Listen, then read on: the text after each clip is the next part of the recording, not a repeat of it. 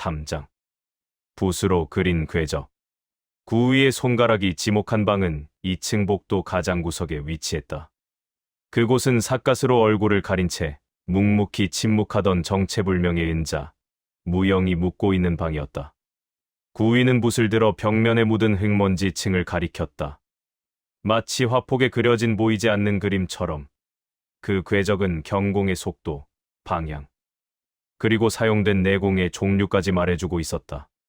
단소연 조사관, 그리고 팽려 주인자. 이 경공 동선은 벽을 밟고 수직으로 이동한 흔적입니다. 복도 바닥에는 어떤 마찰음이나 압축의 흔적도 남기지 않으려 한 극도로 훈련된 발놀림입니다. 팽려가 차가운 눈빛으로 복도를 훑었다. 이 벽장 뒤에는 낙혈지로 이어지는 비상통로가 있습니다. 이 객잔의 주인이자 창립자인 저와 오직 한 명의 손님만이 이 통로의 존재를 압니다. 저는 움직이지 않았습니다. 단소연은 팽려의 말을 끊고 무영의 방 앞에 섰다. 무영, 당신의 방을 열어야 합니다.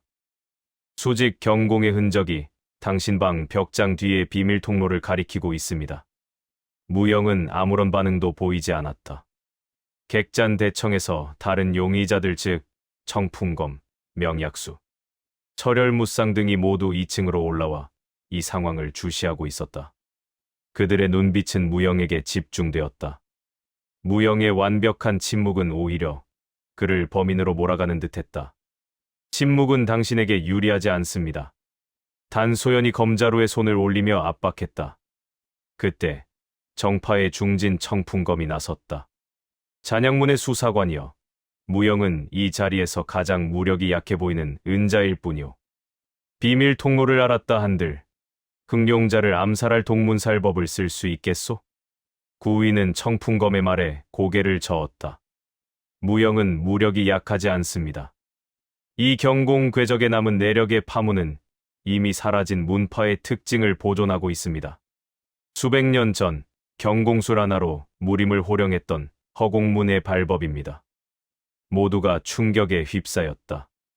허공문은 경공에 있어서만큼은 타의 추종을 불허했으나 이미 역사 속으로 사라진 전설의 문파였다. 만약 무영이 허공문의 후예라면 흑룡자를 암살한 모방 독침보다 훨씬 더 무서운 비밀을 품고 있다는 뜻이다. 허공문이라면 명약수가 중얼거렸다. 그들의 경공은 발이 땅에 닿는 순간의 마찰음을 완전히 소거합니다. 벽을 밟고 지나가도 흔적조차 남기지 않을 수 있습니다. 구위는 무영을 향해 붓을 겨누었다. 붓 끝에는 내력으로 인해 미세한 서리가 맺혔다. 당신은 진범이 아닙니다. 허공문의 발법은 경공시 내력을 외부에 방출하는 비정상적인 형태를 띠지 않습니다.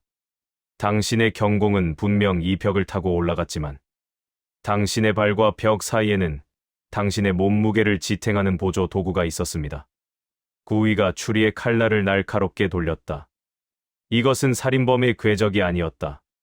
흑룡자가 살해된 직후 낙혈지에 침입했던 2차 침입자의 동선이었다. 무영은 살인범이 아니지만 그는 살해 현장에 가장 먼저 다녀온 자였다. 그 보조 도구는 이 벽에 묻은 흙먼지층을 통해 내력을 비정상적으로 방출하게 만들었습니다. 그것은 바로 허공문의 칠성연안각을 보조하는 특수한 장식물입니다. 그 장식물이 벽에 붙은 흙먼지를 긁어냈습니다. 무영이 삿갓 아래로 천천히 손을 들었다. 그리고 품속에서 무언가를 꺼냈다. 그것은 7개의 작은 은색 고리였다. 칠성연안각을 사용할 때 신발 밑창에 부착하는 허공문의 상징이었다. 나는 흑룡자를 죽이지 않았소.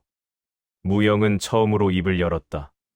그의 목소리는 나이 든 은자답지 않게 맑고 젊었다. 나는 그저 흑룡자가 가지고 있던 천물록을 찾기 위해 그 방에 들어갔을 뿐이오. 천물록. 무림의 모든 비밀과 세력이 기록된 전설의 문서였다.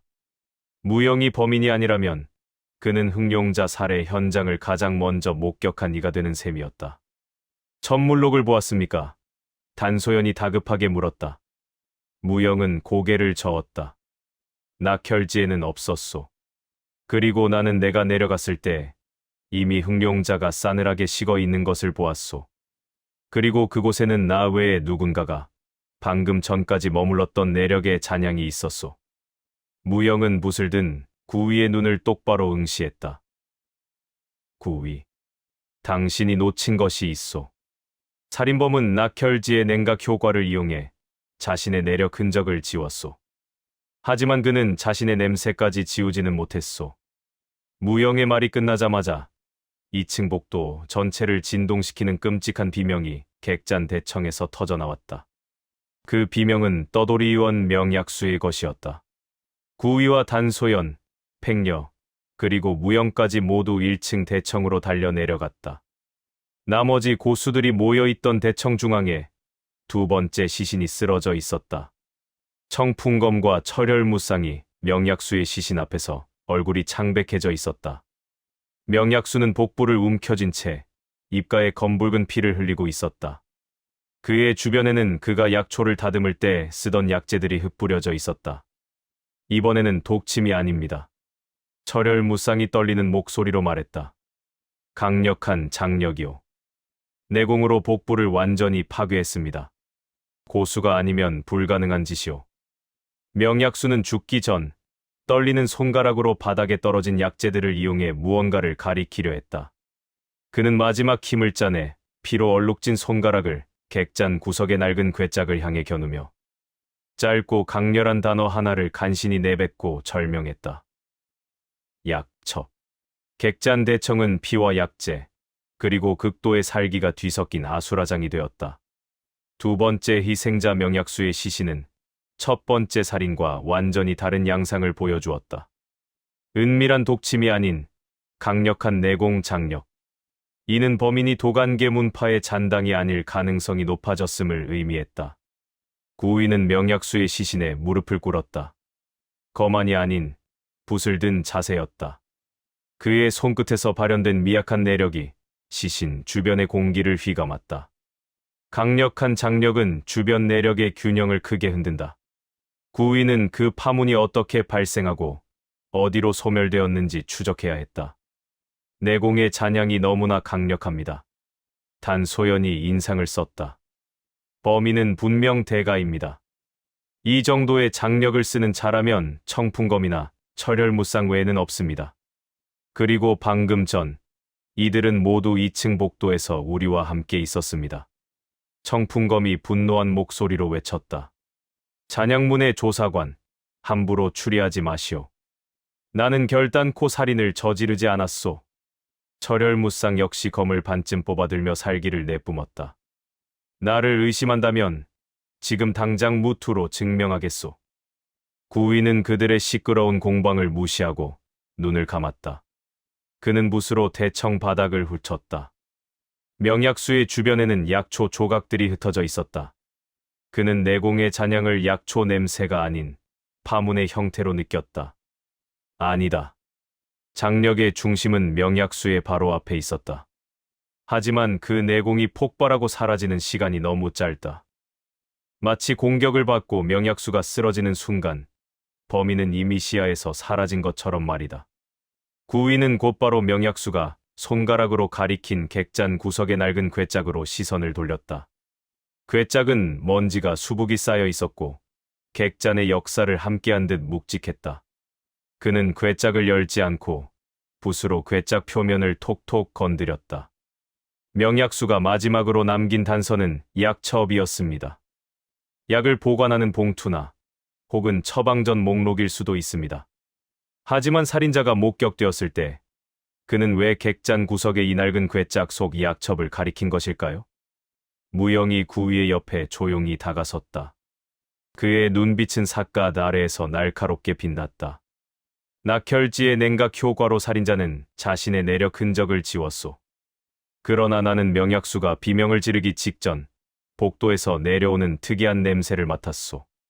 그 냄새는 흑룡자 시신 옆에 있던 희미한 냄새와 같았소. 극도로 차가운 약재의 냄새.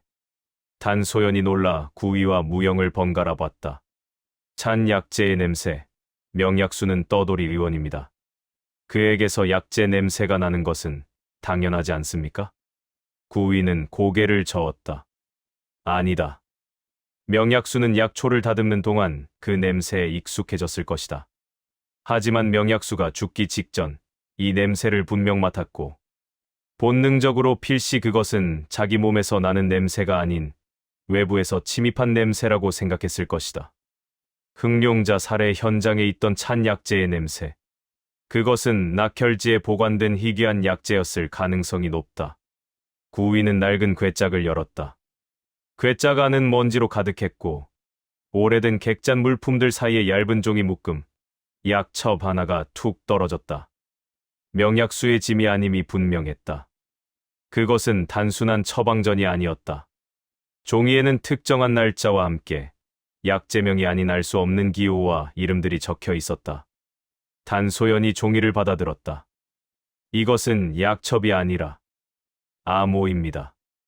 무리민들의 거래 목록이나 혹은 도관계 문파의 잔당들이 서로 연락하던 비문일 수 있어요. 구위는 종이를 자세히 살폈다. 그의 붓은 이미 머릿속으로 이 종이의 획을 따라가고 있었다. 그는 종이 맨 아래에 적힌, 특히 붉은 먹으로 강조된 아주 익숙한 두 개의 이름을 발견했다. 청풍검, 철혈무쌍. 이 약첩은 단순한 암호가 아닙니다. 명약수가 흑룡자로부터 받은 혹은 그가 스스로 기록한 살인 계획의 목록일 가능성이 높습니다. 구위가 차가운 목소리로 말했다. 흑룡자는 이미 살해당했습니다. 이제 이 목록에 남은 2명의 고수, 청풍검과 철혈무쌍 중 한 명이 진범이거나 혹은 다음 희생자가 될 것입니다. 그때 무영이 갑자기 구위의 팔을 잡았다. 이 냄새, 구위, 당신의 손끝에 묻은 이 약재 냄새. 흑룡자 시신 옆에 있던 바로 그 냉약의 냄새와 같습니다. 그리고 이 냄새는 무영이 약첩을 낚아채듯 빼앗아서는 약첩이 중요한 것이 아니라는 듯한 그 무언가를 의도하려는 듯한 자세로 괴짝 옆 바닥으로 내팽개쳤다. 이 냄새는 명약수가 죽기 직전 발견한 냄새요. 괴짝 안에 있던 것이 아니라 괴짝 밑에서 흘러나온 것이요. 명약수가 가리킨 것은 괴짝 안에 숨겨진 무언가가 아니라 괴짝 밑의 통로요. 무영이 괴짝을 발로 찾아 괴짝 바닥이 뜯겨져 나가며 그 안에서 작은 금속 용기 하나가 굴러나왔다. 용기는 만년한 철처럼 차가웠고 그 표면에는 희미하게 도관계 문파의 문양이 새겨져 있었다. 이 용기 안에 흑룡자에게 사용된 모방 독침의 원액 혹은 그 해독제가 들어있을 것입니다. 단소연이 외쳤다. 구위는 금속 용기가 아닌 용기가 굴러나온 바닥의 흙먼지를 뚫어지게 응시했다. 무영이 괴짝을 찰 때 괴짝 바닥이 긁히면서 아주 미세한 흠집이 나무 바닥에 남았다. 아니다. 괴짝 안에 숨겨진 것이 명약수의 진짜 단서가 아니다. 명약수가 죽기 직전 그가 손가락으로 짚은 것은 이 용기가 아니다. 그는 피로 물든 손가락으로 객잔 구석의 낡은 괴짝을 가리키며 약첩이라고 중얼거렸다. 약첩은 그가 보던 종이가 아닌 첩자의 이름이었을 수 있다. 구위는 대청 구석에 낡은 괴짝이 놓여있던 바로 그 자리를 붓으로 가리켰다. 명약수가 마지막으로 남긴 단서는 이 괴짝 밑에 숨겨진 바로 비밀 통로다.